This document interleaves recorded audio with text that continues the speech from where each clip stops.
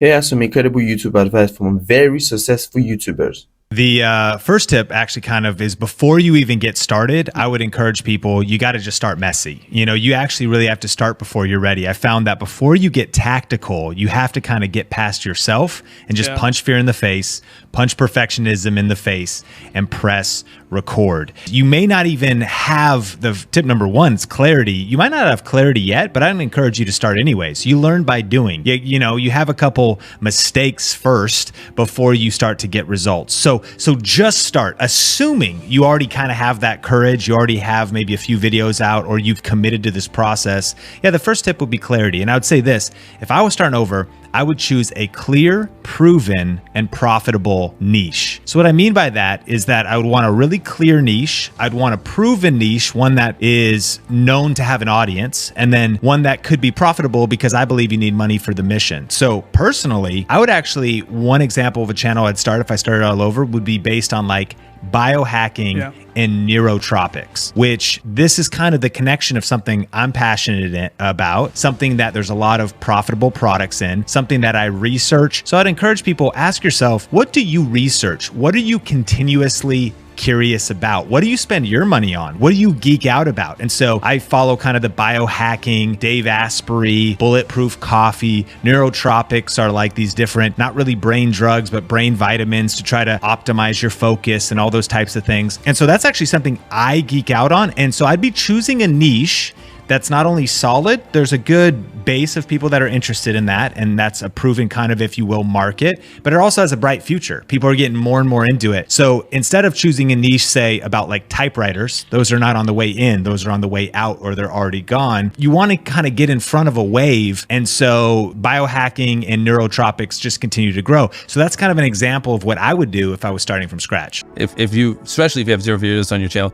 your first video is not going to get views, period. It's not. Your first 10 are not going to get views. I can very confidently say that. So stop sitting there and thinking for months and months on end and just get to work and start uploading. Like all you need to do, this applies to people who have not uploaded videos but have dreams of being a YouTuber, is make 100 videos and improve something every time. Do that. And then on your 101st video, we'll start talking like maybe you can get some views, but you know, your first 100 are going to suck. There are very freak cases like Liza Koshy or Emma Chamberlain who have really good personalities and it doesn't take them as many videos. And it's just like people who are 7'5" and making the NBA. Like, yes, there are free cases you can find, but for the average person like us, you know, who don't have these exceptional personalities and, you know, backgrounds in filmmaking, just make 100 videos, improve something each time, and then talk to me on your 101st video.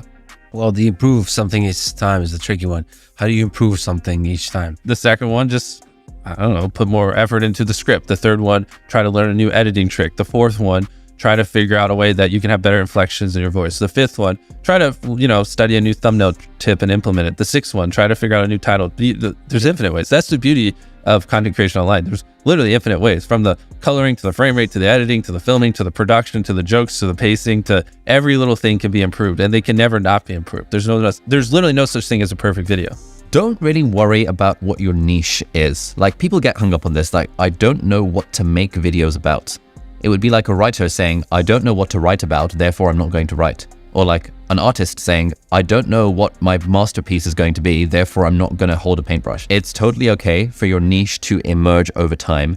Yes, you can take a very calculating route and plot it out in advance and be like, okay, this is my path. Or you can do what I recommend, which is just start making videos on YouTube about whatever you enjoy, whatever you want. If I was starting on YouTube, I wouldn't really worry about the niche thing. I just think, you know what? Let me make videos about the things that I enjoy, maybe some close-up magic because I'm not a total loser. Maybe like iPhones, maybe like, you know, my favorite pen, maybe like, you know, tips of getting started on YouTube, maybe life as a medical student, maybe like whatever experiences in my life that I enjoy talking about and that I think I could teach on the internet.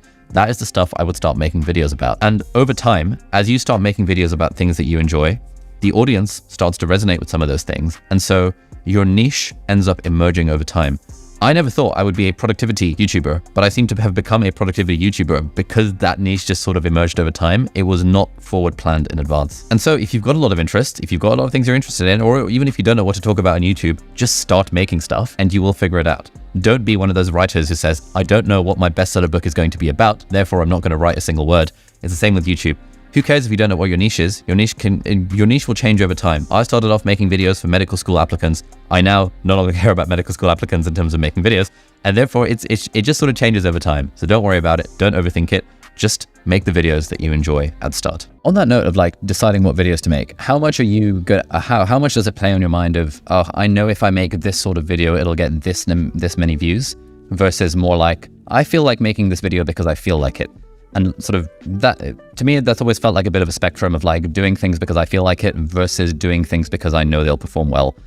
How do you think about sort of videos along that spectrum? Yeah, so I think this is super lucky that the videos that I know will do well are the most interesting to me also, because they're about probably a piece of tech that is so cool that I want to check it out anyway, right? So on one half, it's like, what videos will do well? It's the hottest gadgets, the most impressive new things that people haven't seen before, collaborations with really cool, interesting people. Those I know before we make them are like, oh, those are going to do pretty well. And then on the other half is, what do I want to do? And sometimes it's, well, I want to check out this gadget. This seems pretty cool. Oh, I kind of want to talk to this person. They seem really interesting to talk to. And suddenly like they're like meshing together and it's kind of the same pool of things. So often, again, it's like I don't have that much pressure to like, I'm not into this video, but I'm going to do it anyway because I know it'll get a lot of views. That doesn't happen too often for me, because if I know it's going to get a lot of views, why is that going to get a lot of views? Because it's a really interesting piece of tech. Oh, okay. So I'm in. And has that always been your attitude, or was that a thing that changed over time? I think that's something I've figured out over time. I know that there are videos that I make that aren't going to blow up like the ones that are the most popular gadgets, but I still want to share them because I still think they're cool. And I think if I can make the video in a way that actually shows why I'm so interested in it, then it will eventually be interesting to people and will catch on. So I think that's something I sort of learned probably in the second half of making videos, which is that, yeah, we can sort of justify pretty much any video we want to make.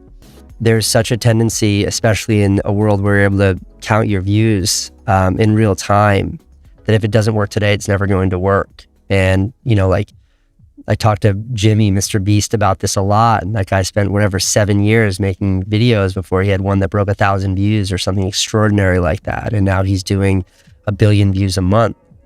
Or my brother Van, who's the most brilliant mind on all of YouTube. And, you know, Van had this initial explosion of interest because he and I worked so hard to promote his first videos. And then I explained to him, I was like, look, it's all going to go away. You're going to find your baseline, then you're going to build from there. And he's been consistently uploading for a year, making the best work he can make. And now he's really building out what is going to be a successful long-term career, making videos and putting them on the internet. Yeah, and I really think cool to watch that. it's extremely unsexy. It's extremely uninteresting, and no one wants to hear that it takes time, but it takes time. And I think if it's something that, especially if you're young and just getting into this, you don't want to invest. But patience is really the most undervalued aspect of succeeding in the world of media today. You have all the agency in the world. You don't need anything from anyone. But if you're not willing to commit the time to it, you're never going to find that success. 100%.